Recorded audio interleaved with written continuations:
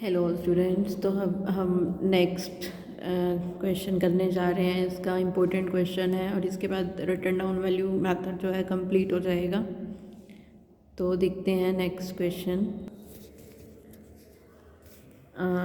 Sushma limited purchase a plant on 1 April 2015 for 2,40,000। It bought another plant on 1 July 16 for 1,60,000। 1 January 2018 plant bought on 1 April 2015 was sold for 1,60,000 and a fresh plant was purchased on the same date. Payment of this plant will be made as under। तो इस तरह से ये payment दिखाई है। Payment made in 2019 and 20 include interest of 8,000 and 4,000 respectively. Depreciation is charged at 10% per annum on diminishing balance method. Show plant account for 3 years ended 31 March 2016 to 31 March 2018। तो अब हम करते हैं ये क्वेश्चन, ठीक है, कि कैसे करेंगे ये क्वेश्चन।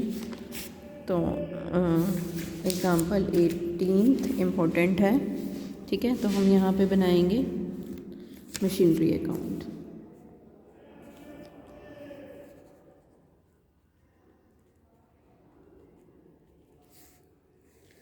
मशीनरी अकाउंट हम बना लेंगे। तो आपको ये देखना है कि आपका जो ईयर है वो कैलेंडर ईयर है या अकाउंट कब क्लोज़ होते हैं। ये सबसे इम्पोर्टेंट चीज़ है क्वेश्चन में देखनी, सबसे पहली चीज़ कि कब हमारे अकाउंट जो है वो क्लोज़ होते हैं, क्योंकि उसी के अकॉर्डिंग ही हमारा डेप्रिसिएशन लगता है, ठीक है। और तो हम 31 मार्च को जो है हमारे अकाउंट क्लोज़ है और हमने प्लांट अकाउंट बनाना है 3 years के लिए, एंडेड 16 to 18, यानी कि 16 से 18 के लिए बनाना है, ठीक है। 16 को एंड हो रहा है, 16 को एंड हो रहा है, तो स्टार्ट कब से होगा?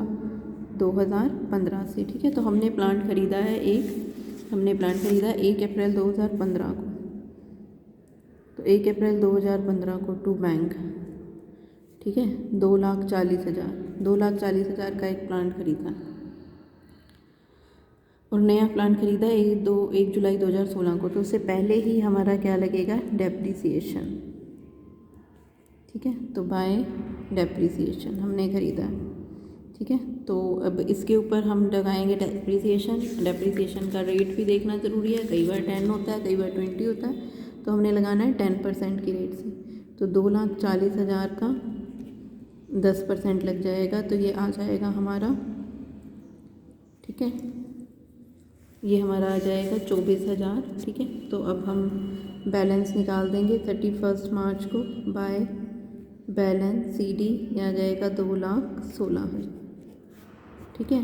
फिर 2016 अप्रैल 1 टू बैलेंस BD 2,16,000, ठीक है, 2,16,000। आगे क्या कह रहा है कि 1 जुलाई 2016 को हमने एक प्लांट खरीदा है, ठीक है, 1,60,000 में।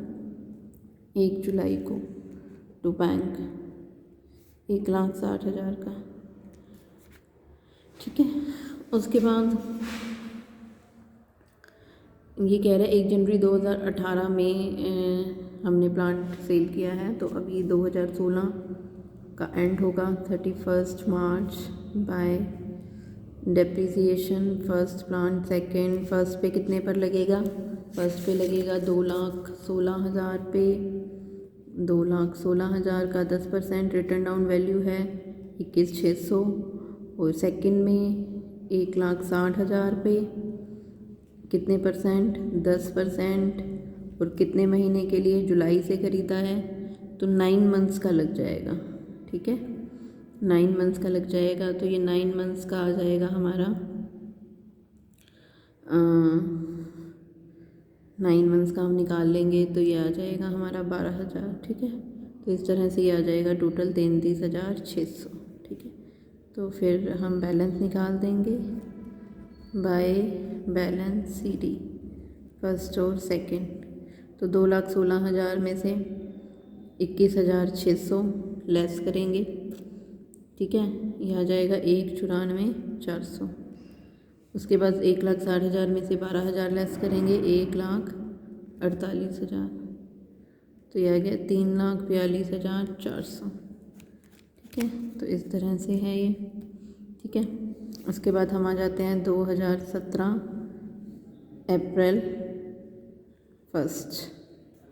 तो टू बैलेंस बी डी, ये फर्स्ट और ये सेकंड, 1,94,400 और ये 1,48,000, आ गया 3,42,400। ठीक है, अब ये क्या कह रहा है कि 1 जनवरी 2018 में 1 जनवरी को प्लांट पोर्ट ऑन 1 अप्रैल 2015 को जो प्लांट खरीदा था ये वाला, ठीक है, फर्स्ट वाला, कि ये वाला 1,60,000 रुपये में बेच दिया। ठीक है, तो बाय बैंक, ठीक है, sale of first machinery sale कर दी कितने में, 1,60,000 में। ठीक है, तो इसके ऊपर क्या लगाएंगे हम, डेप्रिसिएशन। ठीक है, तो अब डेप्रिसिएशन, अब क्योंकि पूरा प्लांट सेल किया है इसलिए हमें कोई प्रॉब्लम नहीं है। अगर कोई पार्ट सेल किया होता तो हमें उसकी बुक वैल्यू कैलकुलेट करनी पड़ती, जैसे कि मैंने लास्ट क्वेश्चन में कराया था। तो अब ये पूरा का पूरा प्लांट सेल किया तो 1,94,400 पे जो है डेप्रिसिएशन लग जाएगा, कितने परसेंट, 10%, और कितने महीने के लिए, 9 महीने के लिए। ठीक है, तो 1,94,400 के ऊपर डेप्रिसिएशन लग जाएगा 10%, 9 महीने के लिए, तो यह आ जाएगा 14,580। ठीक है, तो 14,580 आ जाएगा। अब हम इस पे क्या निकालेंगे, प्रॉफिट या लॉस। ठीक है, तो हम निकाल देंगे गेन और loss on sale of first machinery. ठीक है, तो यहाँ पे हम क्या लेंगे, इसकी पहले book value of first machinery की बुक वैल्यू कितनी है, 1,94,400 जो सेल किया है हमने, लेस क्या करेंगे, सेल वैल्यू और डेप्रिसिएशन। सेल वैल्यू कितनी है इसकी, 1,60,000, डेप्रिसिएशन कितनी है, 14,580। ठीक है, तो ये आ जाएगा हमारा 1,74,580। ठीक है, जैसे कि मैं आपको सब क्वेश्चंस में बताती हूँ कि अगर ये वैल्यू ज़्यादा है तो हमें प्रॉफिट होगा, अगर ये वैल्यू जो है कम है तो हमें लॉस होगा। तो यहाँ पे क्या है, ये वैल्यू कम है तो हमें लॉस हो रहा है। ठीक है, तो सेल वाली और डेप्रिसिएशन वाली वैल्यू कम है तो लॉस हो रहा है, ज़्यादा है तो प्रॉफिट। तो कितने का लॉस हो रहा है, 19,820 का क्या हो रहा है, loss on sale of machinery. ठीक है, तो ये हमें लॉस हो रहा है तो क्या एंट्री होगी, asset account debit, loss debit होता है, loss on sale of machinery account debit to asset account to machinery account. तो यहाँ क्या आ जाएगा, by loss on sale of machinery.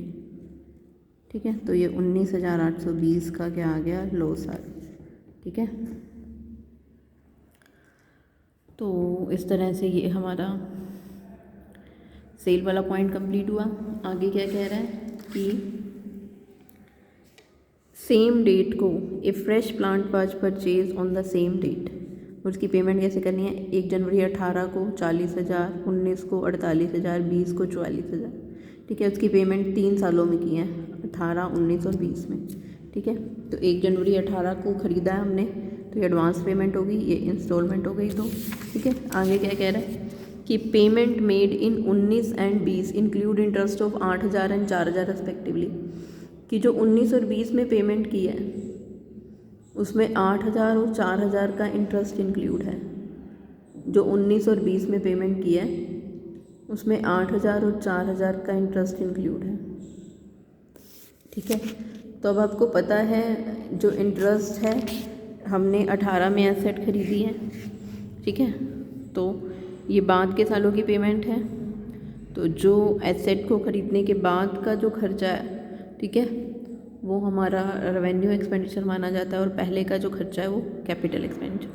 ठीक है, तो हमने यूज़ करनी शुरू कर दी एसेट। तो अब हमने यहाँ पे देखना है कि कॉस्ट कितनी है, cost of asset purchased on January 1 2018, तो जो 1 जनवरी 2018 को हमने ख़रीदी है, ठीक है, तो उसकी कॉस्ट क्या है। तो पेमेंट जो हमने की है, पेमेंट मेड ऑन जनवरी 1 18 को जो पेमेंट की वो कितनी की, 40,000, ठीक है। और 1 जनवरी 19 को जो पेमेंट की वो की हमने 48,000। वो कह रहा है आगे कि इस 19 और 20 की पेमेंट में इंटरेस्ट इंक्लूड है 8,000 का और 4,000, तो इंटरेस्ट हमारी कॉस्ट में इंक्लूड नहीं होगा क्योंकि यूज़ करने से पहले का खर्चा नहीं है, बाद का है। ऐसे ही 1 जनवरी 20 को जो पेमेंट की वो की 44,000 की, इसमें 4,000 का इंटरेस्ट है, तो ये इस क्वेश्चन का नया पॉइंट है, ठीक है। तो हमारी एसेट की कॉस्ट कितनी आई, 1,20,000, जिसमें से जो है हमने 40,000 तो तुरंत दे दिए और ये जो है 48,000 और 44,000 19 और 20 में दिए थे, तो उसमें से भी इंटरेस्ट लेस करके हमारी एसेट की कॉस्ट कितनी है, 40 और 40, ठीक है। तो अब हम यहाँ एंट्री क्या करेंगे, 2018 जनवरी 1 टू बैंक, ठीक है, जो बैंक को पेमेंट किया हमने 40,000, और ये क्या बने हैं हमारे क्रेडिटर्स, ठीक है। तो क्रेडिटर्स, ठीक है, फॉर मशीनरी या प्लांट जो भी है, तो ये यहाँ पे 80,000 आएगा, ठीक है, इंटरेस्ट लेस करके। तो मशीनरी की कॉस्ट कितने की हो गई, 1,20 की, ठीक है। तो इस तरह से उसके बाद यहाँ पे हम अब डेप्रिसिएशन लगा देंगे, 18 तक का लगाना था हमें, ठीक है। तो यहाँ पे मार्च 31 को बाय डेप्रिसिएशन, ठीक है। फर्स्ट मशीनरी तो हमारी सेल हो गई, सेकंड हमारे पास आ जाएगी और थर्ड आ जाएगी, ठीक है। तो सेकंड हमारी है 1,48,000, 1,48,000 के ऊपर अब पूरे साल का डेप्रिसिएशन लग जाएगा, ठीक है। कितना, 10%, ये आ जाएगा 14,800, ठीक है। इसी तरह जो थर्ड मशीन है वो हमने अभी ख़रीदी है, कितने की, 1,20,000 की, ठीक है। तो 1,20,000 का 10% कब खरीदी है, ये खरीदी है 1 जनवरी को, तो जनवरी फरवरी मार्च 3 महीने का लग जाएगा ये, तो 3 महीने का जो डेप्रिसिएशन है यहाँ आ जाएगा 3,000 हमारा, तो टोटल आ जाएगा 17,800, ठीक है। तो टोटल आ जाएगा हमारा ये 3,000 और ये 14,800, टोटल आ जाएगा 17,800, ठीक है। इसके बाद हम क्या निकाल देंगे, बैलेंस, ठीक है, बैलेंस निकाल देंगे सेकंड का और थर्ड का। सेकंड की वैल्यू यही है 1,48,000, 1,48,000 में से हम 14,800 लेस करेंगे, तो ये वैल्यू आ जाएगी हमारी 1,33,200, ठीक है। और ये वैल्यू है हमारी 1,20 में से 3 घटाएंगे तो ये 1,17, तो ये आ जाएगी 2,50,200, ठीक है। इस तरह से ये आपका क्वेश्चन कंप्लीट होता है, ठीक है। तो ये written down value method complete होता है, इसको अच्छे से करना है आपने, ठीक है। कोई प्रॉब्लम आती है तो आप पूछ लेना।